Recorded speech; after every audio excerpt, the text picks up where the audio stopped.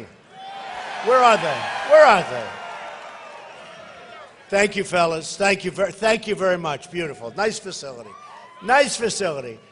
They said they've never had a thing like this before. That's true. We went to 3 or 4 places, and every time we'd sign up, there were so many more people than we thought. It was just an amazing experience. And, you know, we all started in Phoenix, where I had that big event. We had the big event. Thank you. Thank you. I love you. I love you, folks. I love you. Amazing. You know, we all want the same thing. We want to make America great again. I mean, it's like we want the same thing. Last night, I'm sure nobody watched the debate last night, right? Nobody in this crowd. This is a very apolitical crowd. No, we had a little debate. So I'll bet you they got big ratings. I'll bet. You know, I called up the head of CNN. I said, your ratings are through the roof. I think next time I won't do it. I want to maybe not do the next debate just to see it tank, you know, and then I'll do the one.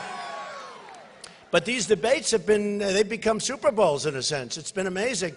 Do you know that last cycle, no network even wanted the debates? They were considered a wasteland. Nobody watched, had very few people watching. And now Fox had 24 million, which is now actually higher with the final numbers, but 24 million, the largest ever on cable television. CNN had 23 million, the biggest event in the history, in terms of numbers, in terms of people watching, in the history of CNN. I mean, CNN, in all fairness, they cover wars, they cover lots of different things, some problems, some big events. In the history of CNN, 23 million, according to CNN, was the biggest event they've ever had. And you know what I get out of it? Nothing. Nothing. And think of it. 4 years ago, nobody cared. Do you remember the debates 4 years ago? Did anybody even watch? So, we have to take advantage of what we can. You know, so last night was interesting because, number one, I made a pledge because it's just so much easier. It's so much easier. We're going to, you know, it's hard to, they're saying, are you going to run as an independent? I said, you know, I just got a poll where I'm at 41 and other guys are at 2 and 3 and 7. Doesn't make a lot of sense. Oh, I think I'll leave now and I'll run as an independent. You know, it's amazing. It's amazing.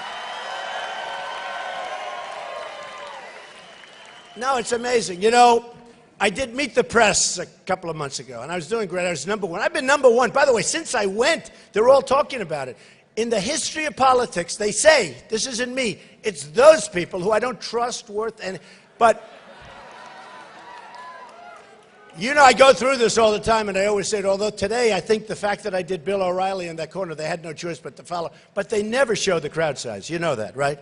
I always talk about it. I go home, my wife said, did you have many people? Because they just don't show the crowd. They show my face. They never show the crowd unless, and I used to think the cameras were like fixed, that they can't move. You know, modern cameras, a lot of them, they don't work like the old cameras, right? And then all of a sudden we'll have like a protester in the back corner and you'll see these cameras twisted like a pretzel. It's unbelievable. But I think today, look at all of them back there. Look at those cameras. They are the worst people. The worst. The worst. The worst. No, they're very dishonest. Not all of them. 75%. It's true. And some are very good, but you have so many dishonest reporters. I've never seen. In fact, it's almost amazing to me, because I consider myself to get the worst publicity, and yet I've got this massive lead. And it tells you two things. They're dishonest, and the people are really smart. No, they're really smart. I mean, I'll get stories that are so bad, and then they'll come back, Mr. Trump, sir, your polls just went up 7 points. I say, how could that be possible? People get it. They know the press is dishonest. It's a whole big con job. So it's one of those. In fact, in Phoenix, you remember the crowd? Was anybody at Phoenix? Right? It was like this. We had 15,000 people. They reported it at 4,000 and then 2,000. And then, what's his name? Bernie Sanders. He's gone so now. He's gone. He lost it when he said Hillary's fine with the emails. And she's not fine with the emails. That was really breaking the law, folks, okay? So he doesn't get big crowds anymore. But he was there a little bit before or after. His crowd, we have pictures. his crowd, my crowd. His crowd was much lighter than mine. He had a lot of people, but it was much lighter. And they say he had more than Trump. Not that it matters, but it's just dishonest reporting. It's one of those things, okay? Now, last night, I had Jeb come at me. You know, low energy. No, I'm standing there, and all of a sudden I hear this, Donald Trump, it's just like... He said it just the way his pollster told him to say it. And then I hit back very, very hard. But look, we need strong people. We need sharp people. We are being killed. We are being beaten by everybody. We're not winning anymore. And I finished up by saying, we aren't winning anymore. We don't win on trade. We don't win against ISIS. We don't win with the military. Our vets are being mistreated so badly, it's horrible. Horrible. So I just want to go over this. So here we are. Ready? Really? They're complaining. Actually, don't complain. You're going to be the only ones that anyone's going to see on television tonight. In a certain way, they have the best location. You'll be happy tonight when you're watching yourself on television. So last night, they do all these polls, and it's great. They poll everything. It's amazing to me. The candidates go out and spend hundreds of thousands for pollsters, right? I don't. I got a lot of money, and it doesn't matter. I have, unlimited campaign. And yet, now think of this. So Jeb Bush, to this point, has spent over $40 million for ads. He's at two. Donald Trump, till this point, has spent $211,000. I don't even know why I spent it. I think I wanted to give some... No, it's true. And I'm at number one by a lot, by 27, 30 points. I'm a lot. So think of it. Wouldn't it be nice if we could do that for our country? Think of it. So I spent the least, and I have the best result. Unlike our students, where we're number one in the world by far in terms of cost per pupil, and we're number 28 in the world, okay? You're right. I think I like that guy, right? But no, think of it, because it's like the reverse. So I spent the least. Now I'm going to spend a lot of money, but I was going to have spent up till this point $35 million. I thought I'd need to spend, what do I know? And these guys, as much as I can't stand them, they give me all this free publicity. No, it's true, right? If I put an ad on, people would get sick. They say, oh my God, we had the whole program and now we have ads. Please don't put the ad. We actually call networks, please don't put that ad. They cover you for a full hour. And then every 12 minutes they have an ad for Trump. No, it doesn't work. So I was going to have $35 million spent literally right up to this point. And I've spent nothing. I haven't spent anything. But we're ready to spend. We're ready to spend. And we're going to spend a lot. And I think we're going to win Iowa. We just came out where we're leading in Iowa now, which is a great place. But this I love, because this just came out. Drudge. Now, this is with 15 people, right? Drudge is great. How good is Drudge, right? Great guy. He's a great guy. So they do these online polls where they have hundreds of thousands of people. So they vote. Somebody would say, oh, well, they're not reliable because maybe Trump voted. They have hundreds of that. Do you think I'm going to have my people sit there and make hundreds of thousands of phone calls? And then they don't report it anyway if I win, because if I win, they don't report it. They have these guys like George Will. You fall asleep listening to this guy. George Will. If he didn't wear the little spectacles, he wouldn't even be bright. Nobody would think of this. This is George Will. I got to tell you, Krauthammer is terrible. He is so unfair to me. He is the worst. He is the worst. And I'm not allowed to criticize him, so I'm going to be very nice. Krauthammer, he's terrible. He's terrible. You have a guy named Stephen Hayes. I've never even heard of this guy. When my name is mentioned, it's like he's a boiler. He goes crazy. Now, part of the reason is they all said I was never going to run, right? And then I ran. Then they said, well, he'll never file Form A. That's basically a single page where you sign your life away. And I went like this, let's go. Boom, I signed. Then they said, well, maybe he's not as rich as everyone thinks, and he'll never file his financials. And if he does, he'll file them in 2 years from now, because you're allowed a lot of extensions. I filed them ahead of schedule in less than 30 days, okay? Almost 100 pages. And the press was down there. They said they've never seen anything like it. They were scouring those things. Believe me, I wouldn't be running unless I was really rich, because they would have killed me. And by the way, you haven't read one report. Bad. I built a great company. I built a tremendous company. Very little debt, tremendous cash flow, the best assets. And the only reason I say it, I'm not saying it because it sounds terrible in a certain way.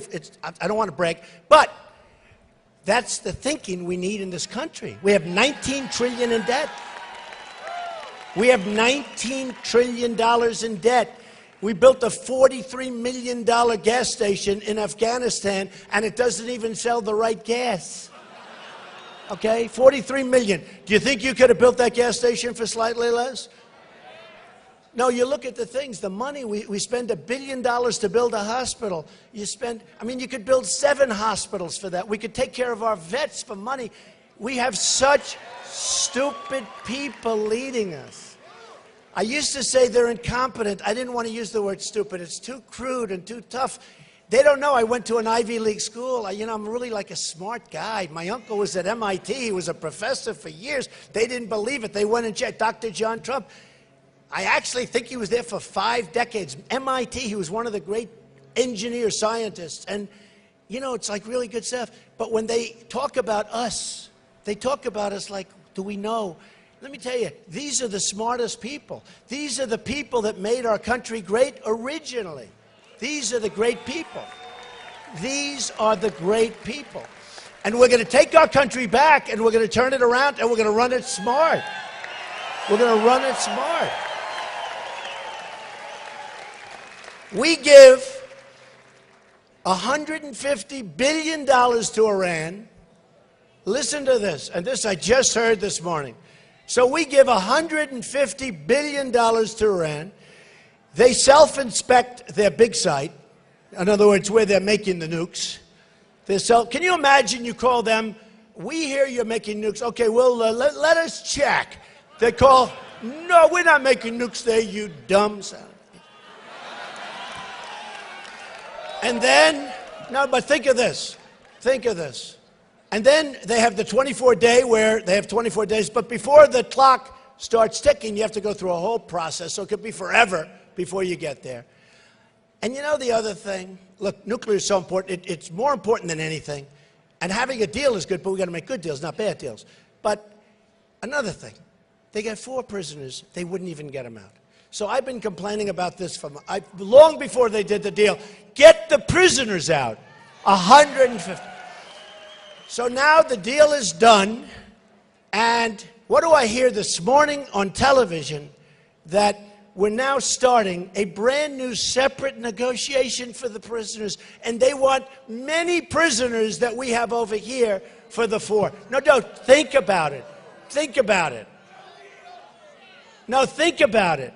So now they want to start a whole new negotiation that we should have had 3 years ago when the stupid negotiation began. You go in and you say, before we start, we want our prisoners. They say no. We say, that's okay. You leave the room, you double up the sanctions. They call you back within 48 hours, and they'll say, you got your prisoners. Think of it. We just gave them the greatest deal, one of the greatest deals in the history of countries. We made them a powerful, rich nation. They're going to now have nuclear. They don't even have to waste their time making it. With the money we gave them, they can buy nuclear. Why are they going to make it? They can buy whatever they want. You don't think North Korea is probably calling them, help, help, help, we need money, we'll give you some nukes? We are led by the stupidest people I can't even imagine it.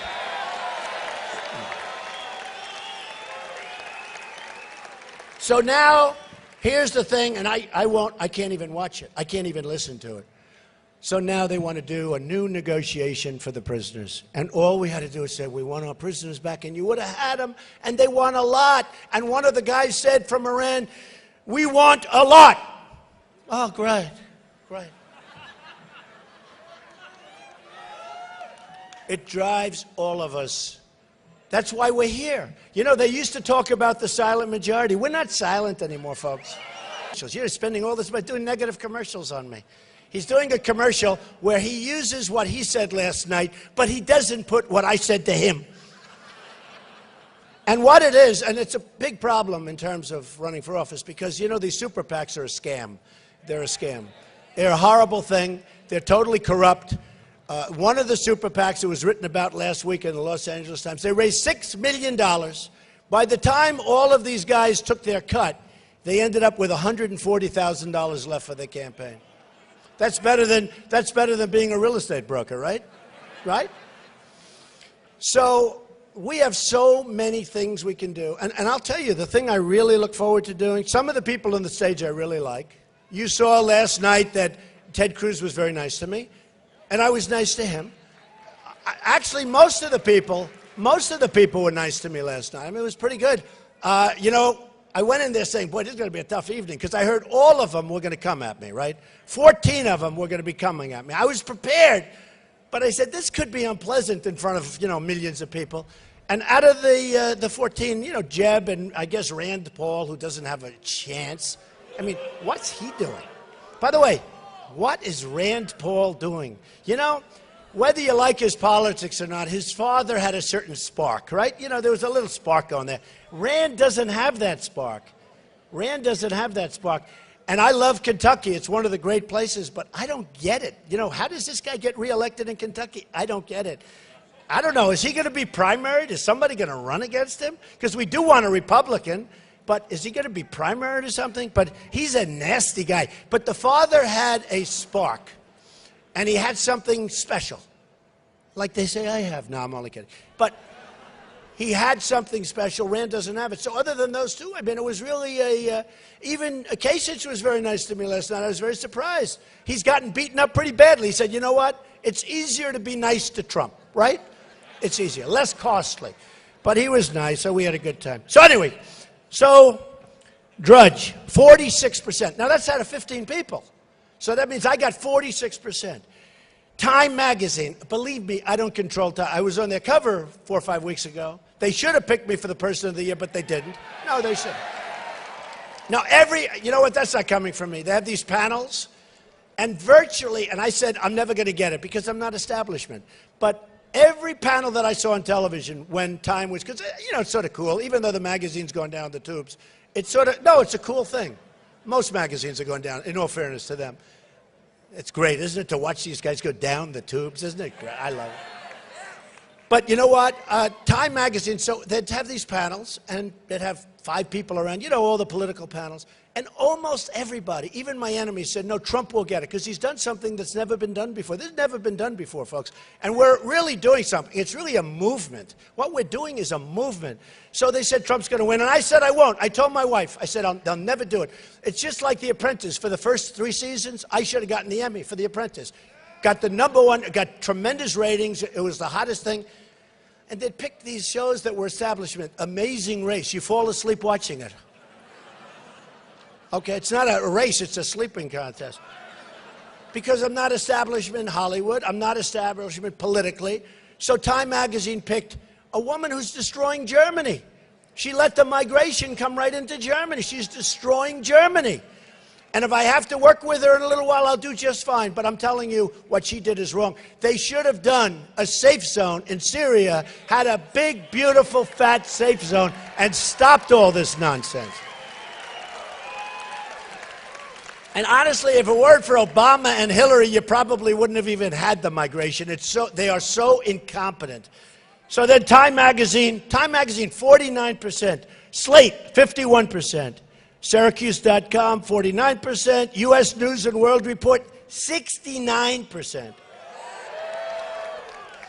PBS, public broadcast, PBS, 69%. This is who won the debate. That's all it is. 69%. The Blaze, well, he doesn't like me very much. That's okay. Who cares? I don't even know who he is. 38%. Not bad. It's my lowest one. Washington Times, great paper, 62%. CBS Philadelphia, 59%. Fox 5 Las Vegas, 62%. That's what it is. I mean, you know. And by the way, I just read every single poll. Those are all the online polls who won the debates. And then you'll watch these guys. Now, in all fairness, I actually did watch. You know, when you're on television, you tend to watch no matter who you are. Hey, I want to watch myself. But I went home and I watched. And I must say, for the most part, even the haters, they said he did well. One or two said, well, I didn't think he had a particularly great night. These people are brutal. But who cares? So one of the reasons we've done so well here is because we are going to stop illegal immigration. We have to. We have to. And if we don't stop it, we don't have a country, folks. We don't have a country. We don't have a country. And, you know, I have as big a heart as anybody here. I have as big a heart as anybody. It's like with the migration. Help them. Let's do something. But we can't let them come over, almost more importantly than anybody. Did you see yesterday the big story about the cell phones and what's on? They have ISIS flags and all sorts of beheadings and crimes on pictures on their cell phones. First of all, why are people in a migration having cell phones? That was the first question. It's sort of strange. I mean, who's paying for those cell phones? Where are they coming from? Who are they calling? These are people. Can you imagine many, many, many cell phones? Why? Where do they get cell phones? Who pays their monthly bill? What do? Don't they get billed by the phone company or something? How? I asked that. You know, a friend of mine said, you know, they have flags. And he was talking all about the ISIS flags and also the beheadings on the phones, everything. So, but I said something different. I said, how come they have cell phones? And he said, wow, I never thought of that. You're right. How come they have cell phones? So we're not letting them come in. And if they are here when I get here, they're all going back. They have to. They have to. They have to. They're going back. So we're going to build a wall, and Mexico is going to pay for the wall. They're going to pay for it. And I love Mexico, and I love the Mexican people, and I have thousands of them that work for me, and they're incredible workers with incredible spirit, and they love me. And I'll tell you what, in the state of Nevada, they recently did a poll, and I'm leading with the Hispanics, and everyone's saying, oh, that's because I'm going to produce jobs. I'm going to take our jobs back from China and Japan and Mexico and all these other places. And you know what? The Hispanics that are here legally and that went through a process, those people are all, they're for me because they don't want their jobs taken. They don't want their house taken. They don't want to be overrun by people pouring across the borders. And one of the first thing I do, I mean, probably the first thing I do is the good thing about an executive order. What's the good thing? I can walk in, sign, and that's the end of it. I don't have to go through Congress. I mean, Obama never goes through Congress anymore. He does, you know, it just, isn't it incredible? So I'm a Republican, but I'm so disappointed in the Republicans. When we got majority, didn't you think it would be different? It's the same thing. It's the same. I tell the story. Some guy or woman gets elected. They go through hell. We're going to stop Obamacare. We're going to repeal it. And I am going to do that. By the way, it's going to be dead. No. We don't have to worry too much. It's going to die in 17, unless the Republicans work out a rescue plan, which they'll probably do if I'm not there, I will tell you. Obamacare is dead in 17. You know, the wrong people are signing up. It's all messed up. Doctors are leaving. I have a friend. He's a doctor. He's a young guy. He's leaving the profession. He said, I have more accountants than I have nurses. The guy's got more accountants than nurses. So anyway, we are going to take care of Obamacare. We're going to make this place. It's going to be unbelievable. And it can go fast. Now, I'll tell you what can't happen. We can't go through another 4 years of this incompetence, this stupidity. We can't do it. We can't do it. We can't do it. So we're going to get rid of that. But the wall is so important, and you know it does work. All you have to do is ask your friends in Israel. It works. It's really effective. But I mean a Trump wall. I don't mean a wall that you knock over, you kick it through. I mean, let's see, the height of this building. How high is your ceiling here, man? Travis, how high is your ceiling? Because you're talking about a little bit higher than that.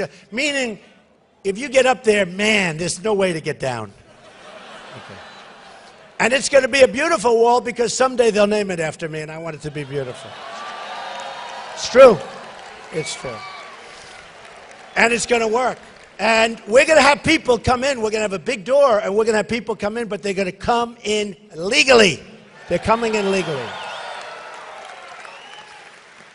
And we're going to bring our country back. You know, it's really having a huge impact. And, you know, one of the people that I've gotten to know so many people, students and professors and college heads, because, you know, the student debt's a huge problem. We're going to work on that. We're going to work on everything. We got to work on everything. I mean, there's nothing we can't work on. There's nothing in this country. You know, I said last night,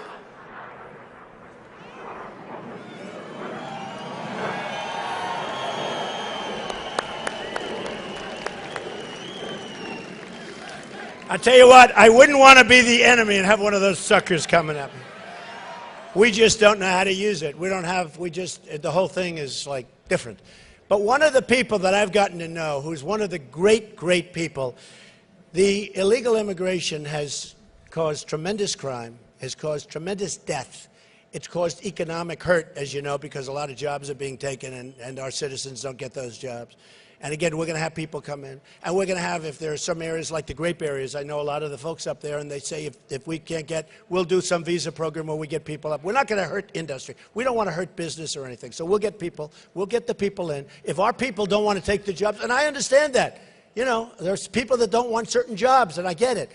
But we're going to get the people in. We're going to make this country so dynamic. My tax plan, I'm cutting the hell out of taxes for the middle class and for businesses.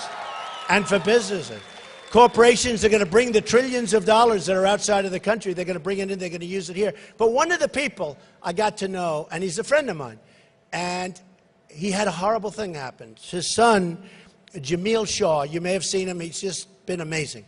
And whenever he's around, I say, do me a favor, say a few words.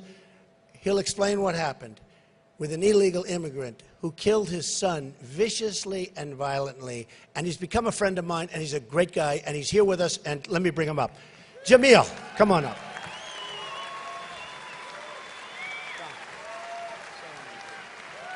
Say a few words. Jamil.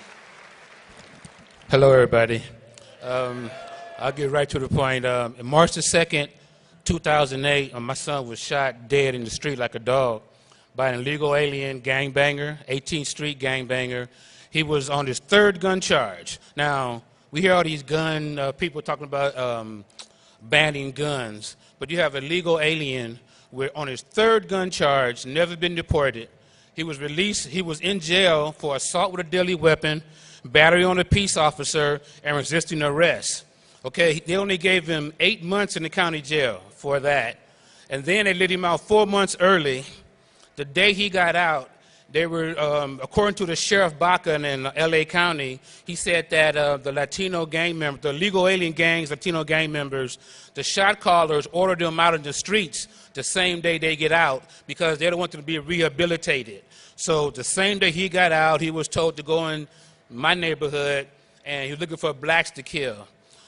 Me and my son went to a football training in Pasadena, and he was getting recruited from Stanford, Rutgers, West Virginia, Texas. I mean, it was really a beautiful thing, you know. I mean, we did 17 years of hardcore practicing, trying to get a scholarship, and we were there. We had it. We had it. And that day we came home from the training, he asked me to go to the mall, like all our kids do. They want to go to the mall, hang out with their friends. I didn't want to let him go, but I let him go only because the day before, he asked me to go to a party. Of course, I said no. And I said, you know why, right? He said, I know, Dad, I might get shot. And he was like, man, Dad, you tripping. It doesn't happen like that. Next day, you know. So on the way home from the mall, I called him, where are you? Oh, I'm right around the corner, Dad, be there in a couple minutes. You know, about a minute later, I heard 2 gunshots, really loud. So I knew it was outside from my house. I called his phone to see where he was, didn't answer it. Man, I knew he was shot. I remember asking God, please don't let him be dead, you know. I walked outside, looked down the street, and there he was, laying in the street dead. The legal alien, the legal alien was shot him in the stomach. One of the neighbors saw him walking down the street, and she said that the guy came from behind a parked car. Well, let me go back a second, too. They were in my neighborhood looking for money. the girl that they was driving was a girl driving the car and never even knew him. She met him while he was in the jail. He gets out. She picks him up, him and one of his friends. They're looking for money. One of the guys said, well, I know a guy who owed me some money. That was my next door neighbor. That's why they were on my street. As they were coming to my neighborhood, they saw my son walking down the street, and they told the girl to pull over, pull over. They wanted to kill him right there, you know, because he had on the back Spider-Man backpack. You know, that's what they saw. And she said, no, I'm not going to do that. She kept going, parked right in front of my house. Now, they didn't know that's where he was coming. So he went to the neighbor's house, knocked on his door, and on the way back to his car, saw my son coming. He went, put a hood over his head, ran down the street. One of the neighbors said that he pulled the gun out and shot him in the stomach while he was laying on the ground, according to the coroner, with a 45 in the stomach. You can imagine. 17-year-old kid with a 45 blast in his stomach, that's bad. He was laying on his back, the coroner said, with his hands up, and the guy shot him through his hand into his head and killed him. It was vicious. I heard the gunshots, of course. I ran outside, and I couldn't believe it. Even today, I couldn't believe it. I remember telling him, man, I told you, people are crazy out there. I had just told him the day before, and, you know, our kids don't believe that, you know, and that's why we need Donald Trump. Because Donald Trump is going to make it safe again, you know. Donald Trump is going to make it safe for your kids. My son is dead. I can't fix that. I wish I could. But I have another son, 17 years old. He was 8 at the time. Now he's 17. I saw him the other day, man, you know you're older than your brother now, you know, and it's really sad. And Trump is the only person that reached out to me out of all the politicians, all the black politicians in L.A., nobody cares. It's all about illegal aliens. That's all they care about. They don't care about us as Americans. Trump wants to make America first, okay? We need that. Our kids, all of our kids deserve to grow up. This is our time to live on the earth. Why do we have to be under this oppression from illegal aliens, and they're getting the American dream, and we're getting the American nightmare? You know, it's not fair. And the only way we can fix it is with Donald Trump. I don't see no other way. If it was there, it would have happened. Before Trump, it was nothing going on. Now that he's here, they're scared, and we have to make sure it happens because it's going to protect all of us and make us safe. And we got to stand with Trump, and you have to trust him the way I do because I believe that he was sent from God. Thank you.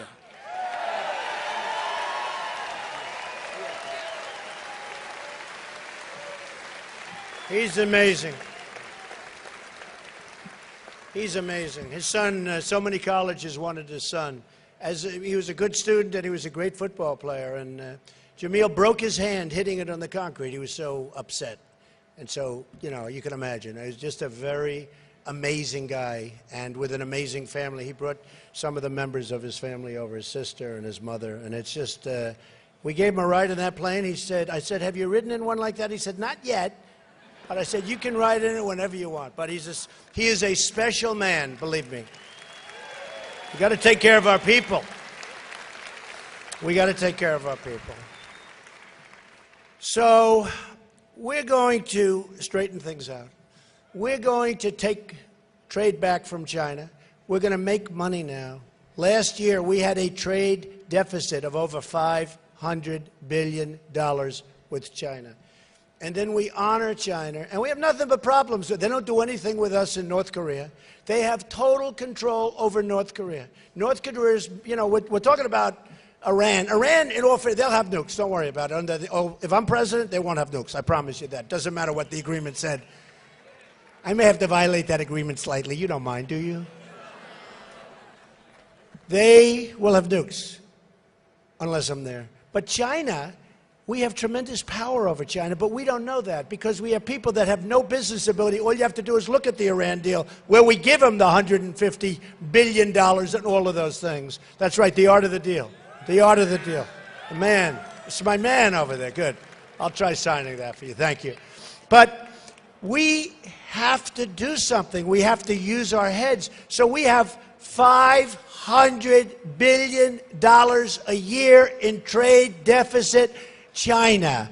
We have way over $75 billion with a B dollars a year trade deficit with Japan. With Mexico, the number is enormous. That's why these politicians, they get up the other day and they said, Mexico will never build the wall. Of course they will. They're making a fortune. The wall's peanuts compared to what they're making. But you have to know they have no business ability whatsoever. And I like them. They have no business ability whatsoever. And some, like Jeb Bush and others, they're not strong enough. They don't have the power. They don't have whatever it takes. They don't have it. And you know what? I don't want to be a nasty guy, but I don't care anymore. We have to get the right people in. I don't care. I don't care anymore. We can't have a continuation of this stupidity, of this incompetence. We can't do it where we have Carolyn Kennedy negotiating trade pacts with Japan. I want Carl Icahn. I want the killers of Wall Street to do it, and they all want to do it. They don't want anything. They want to do it. Their ego makes them want to do it. Some of them actually love the country. And you know what? Some of them are not nice people. Who cares? Who cares? So we're going to take back trade. We're going to take back jobs. You know, we have lost so much. If you look at what, hey, everybody beats us, but China has really done, and I've been talking about this for 10 years. We're going to take back trade. We're going to take back jobs. And you know what? China's going to like us better than before. And people say, what are we going to do? Because I get along with people. Believe it or not. In fact, they say you get along with Democrats. That's terrible. I said, I'm a world-class business guy. I have to get along with everybody. I get along with everybody. That's my job. But now I'm running against somebody that's really shouldn't even be allowed to run. She shouldn't be allowed to run. There's no reason that she's able. How is she able to run when Petraeus, his life was destroyed, and he did 5% what she did? How is she able to run? Don't worry, we'll be going into it. We'll be going into it. But we're going to bring our jobs back.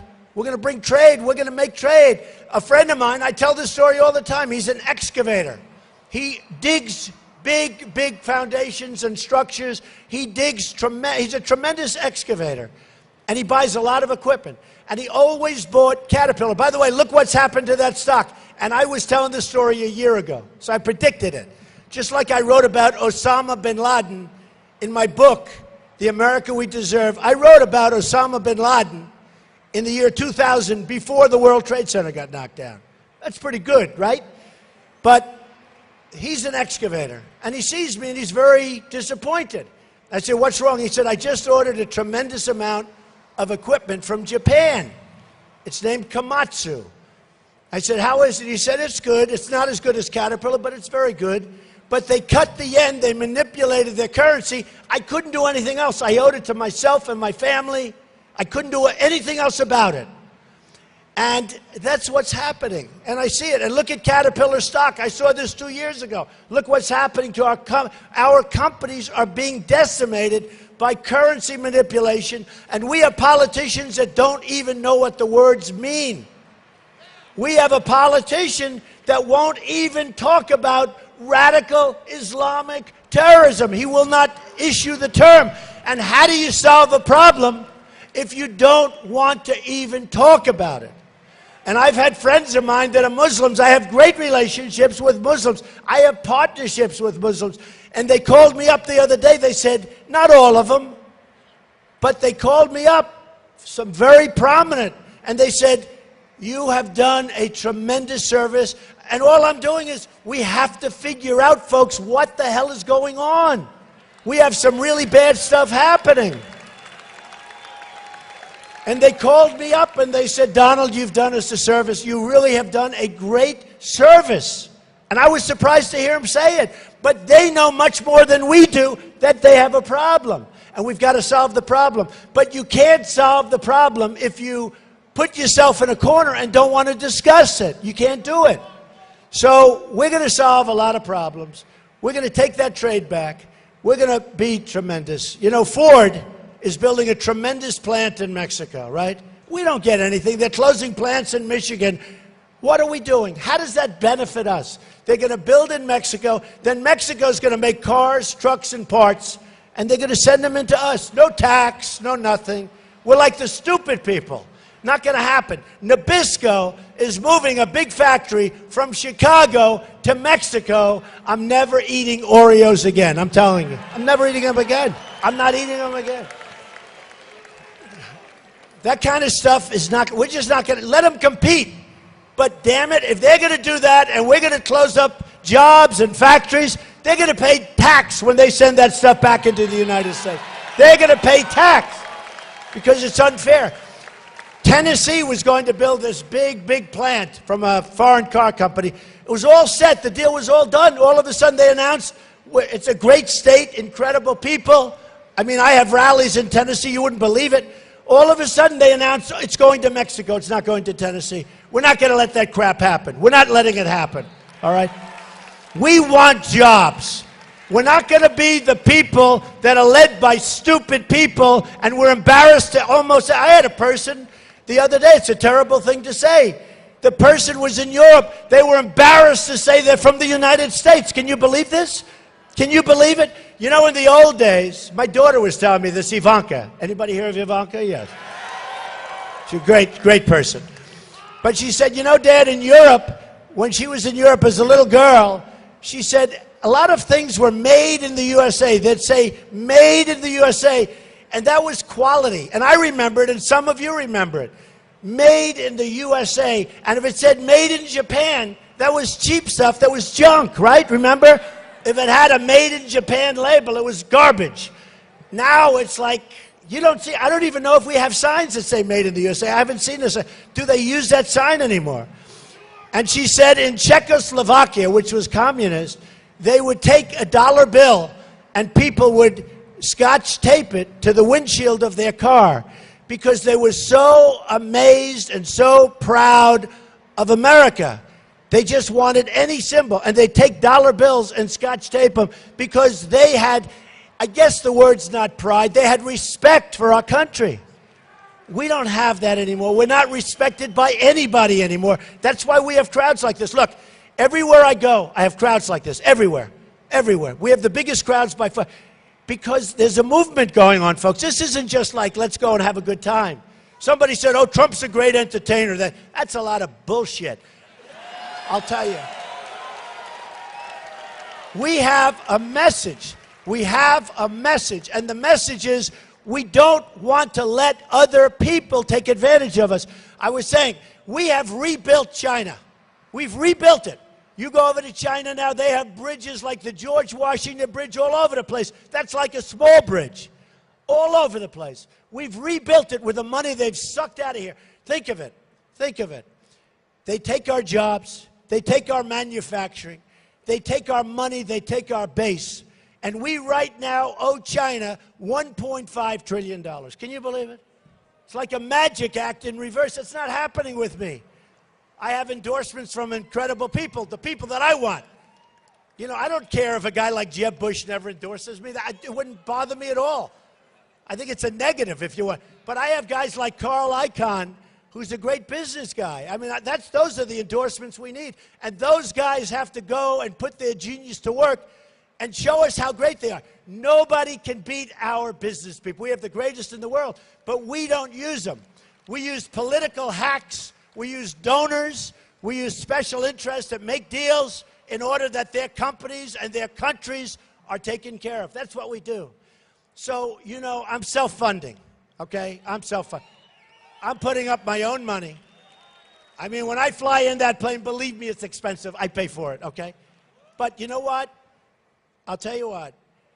A lot of people, and I didn't think it was that big of a deal, and I had people that said, you have no idea how important it is. I get so many applause. I have turned down tens of millions of dollars, people wanting to put money into this campaign, into PACs. I've turned it down. I actually feel a little foolish. My whole life I've been taking money, give me more money. And I turn it down. And when I go to Iowa and New Hampshire and South Carolina and tell them, like, I'm self-funded, the people go crazy. It's a big deal to them. You know, I had an interesting case in Iowa about 4 weeks ago. I had a big crowd. I said, let me tell you, I feel very guilty turning down all this money. Supposing I took it, and I swear to you, I will not be guided by the people that gave it. They all stood up and started booing me. They didn't want it. And they're right. They're right. So, amazing things are happening.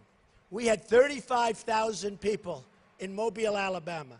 We had 20,000 people in the Dallas Mavericks arena. It was an unbelievable, and we had like 3 days, 4 days to fill it up. We had 20,000 people in Oklahoma. In Iowa, we have the biggest crowds by many times. And I couldn't say it with all those sleazebags up there. I couldn't say it. Honestly, I couldn't say it. Because they say, oh, it's not true, it's not true. You know, you'd have headlines, it's not true. But I have the most incredible crowds. I go to Iowa, I go to New Hampshire, I go to South Carolina. Unbelievable. It's the same thing. It's this way no matter where we go. And I call it we because it's we. We're all together. It's not me. It's we. It's we. So when I started this journey, as I said last night, it's a journey. It took a lot of guts. I mean, it takes guts to run for president, that I can tell you. But when I started this journey in June, I was really focused on trade and China and Japan and Vietnam. That's another one now. They're doing a number on us. They're taking a lot of jobs, a lot of business. I know more. They're all doing numbers. Everybody's doing a number. We're like the big bully dummy that doesn't know what the hell they're doing. But when I started, it was all about trade, and it was about the border. And because I'm so strong on the border, nobody can be stronger than me on the border. I tell you what, you know, do you ever notice how these guys are all pivoting? They're all weak. They were a member of the Gang of Eight. You know the Gang of Eight? Come on in, folks. Do whatever the hell you want. You'll be a citizen. Don't worry about it, right? Now they're all, and they were all saying, oh, what terrible language with Trump, and what a terrible. Now they're all coming. They're trying to be more and more. They can never get more so than me because, number one, I know how to do it. Number two, Mexico's paying for it. I know how to get them to pay for it. These guys, every one of them said, you'll never get Mexico to pay. For me, it's easy. It's like that CNBC debate where they said, no, we're going to make it 3 hours instead of 2. I said, no, you're not. Everybody said, you'll never be able to negotiate with them. I said, yes, I will. Who wants to sit and watch a 3-hour debate? 2 hours is bad enough. I could debate for 25 hours, but who the hell wants to watch for 3 hours? So they said, you'll never be able to get out of it. I said, yes, I will. I called the head of CNBC. Took me 3 minutes, and we had a 2-hour debate. It's true. It's true. So here it is, folks, in a nutshell. The trade stuff is easy. And I focused on it so much until Paris. To be honest, Paris, not this country, but same thing, Paris.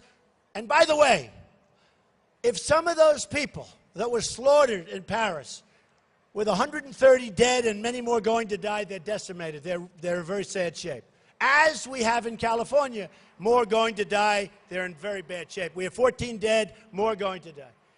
If some of those people in Paris, probably the #1 place anywhere in the world for gun control, Paris and France, you can't have a gun. Unless you're a bad guy, you can walk in with whatever you want. If some of those people had a gun tied to their ankle, or a gun tied right up here to their waist, or a gun right over here, they would have had a hell of a fighting chance, and I guarantee you the result would have been a hell of a lot better. Would have been a hell of a lot better.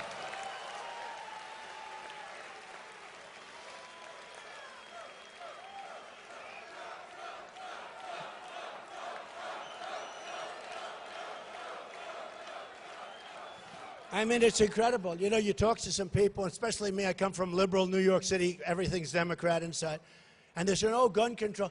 But I said, supposing, and I'm talking with very smart people, very successful people, but they're, you know, for gun control. And I'm the exact opposite. I think they're so great. So you debate them, and you just bring up those examples. And they know they can't win the debate, but you don't change their mind. You don't change their mind. Second Amendment has to be preserved and strengthened, but it has to be preserved. We cannot let them take that away from us. And believe me, there's a movement to take it away, and now their new movement is bullets. They want to take bullets away. If I become president, believe me, you can relax. Nothing's going to be happening, okay? Nothing's going to be happening. Just quickly, Common Core, we have to bring our education back locally. We'll save a fortune. We want the parents like you and you and you. I see it. I see it in your eyes. We want the local people to take care of their kids' education as opposed to bureaucrats in Washington. when I see guys like Bush and others that are for Common Core, it's just a way of taking care of your friends. What that is bureaucratic nightmares. They have people couldn't care less about your children. I mean, maybe some of them do, but a lot of them really just care about how much money they're going to make a month or a week. And we're bringing education back locally. I told you before,